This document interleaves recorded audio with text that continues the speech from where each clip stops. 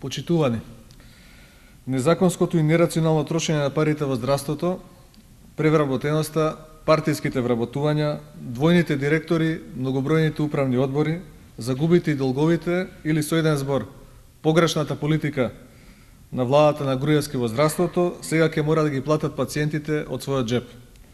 Новиот модел на финансирање на здравството, што владата деновиве го промовира преку министерот за здравство Бујар Османи, не само што представува намалување на правата на пациентите при остварување на своето основно право за лекување, туку и воведување на нов здравствен арач за граѓаните. И тоа арач на она што сега граѓаните го добиваат како здравствена услуга, но и она што не го добиваат, а им припаѓа. Без да се дефинира основниот пакет на здравствени услуги, министерот за здравство ги презентираше новите здравствени пакети, дополнителното здравствено осигурување, повисокиот придонес и зголемената партиципација за пациентите. Новите проширени здравствени пакети ќе можат да се користат доколку се плаќа дополнително осигурување и поголема стапка на придонес, и тоа од платите на осигурениците, а не од средствата на работодавачите. Се поставува прашање колку осигуреници ќе можат да го платат повисокиот придонес.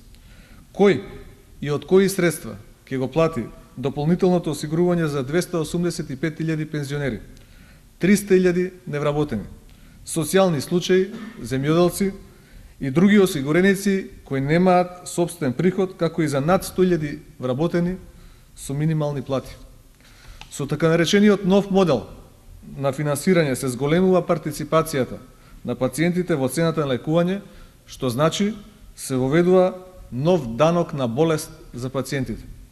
Со зголемувањето на партиципацијата, здравствените услуги стануваат недостапни, особено за најсиромашните групи на население. Тој што нема да има пари во паричникот, нема да оди на лекар. Пациентите ќе чекаат да им се комплицира здравствената состојба и тогаш кога ќе одат во болница, нема веќе да има можност за успешно лекување. Тогаш пациентите данокот на болест ќе го платат со живот.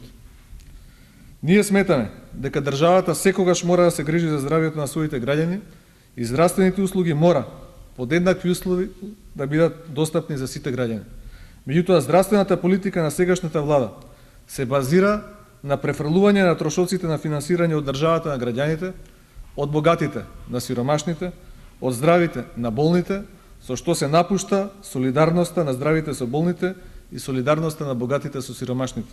Воведувањето на данок на болест ги погодува болните граѓани и нивните семејства. Очигледно владата на Груевски сака да спроведува реформа во здравството, така што здравствените услуги како предмет на пазар може да ги плаќаат само оние кои имаат пари. Затоа со оваа реформа во здравството ќе биде најизразена нееднаквоста на македонските граѓани и ќе се врши финансиска тријажа наместо вообичаената медицинска тријажа. Реформите што се преземаат во вака чувствителна сфера, како што е здравството, мора да бидат строго обмислени и издржани, за да не предизвикаат потреси во системот кој онака се наоѓа на стаклени нозе. Затоа ние не можеме да прифатиме вакви реформи, според кои правото на здравје, квалитетна здравствена заштита и лекови ќе зависат од финансиската моќ на поединецот. Од наша гледна точка е апсолутно неприфатлива понатамошното префрлување на финансирањето на здравството единствено и исклучиво врз болните граѓани. СДСМ е против зголемувањето на партиципацијата за болните. Владата на СДСМ по изборите нема да дозволи една ваква одредба на штета на граѓаните. Ви благодарам и ве поканувам на прашања, повелете.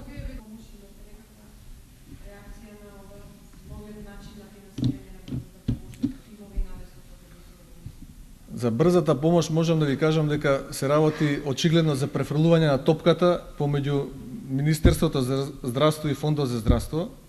И јас се плашам дека ќе се случи да оние граѓани кои после 20 во месецот ќе се јават на брза помош на оној број 194 да го добијат одговорот: буџетот е истрошен, извинете, не можеме да ви помогнеме.